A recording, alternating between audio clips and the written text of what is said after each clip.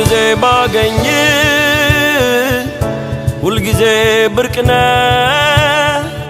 የየለት መናዬ የቶሎ ቶሎነ ደረት ስር ምውል ወዳጄ ብትሆን ምንም ያህል ባውቅ ብነግር ሚስጥሬን 10 ጊዜ ባይ 10 ፈራለው ሁልጊዜም ባገኝህ እደነግጣለሁ እንደ ቤተኛ ቅርብ እንደ እንግዳ ብርቄ ደጋግመ ብትመጣ ሽር ጉድ እላለሁ ወገቤን ታጥቄ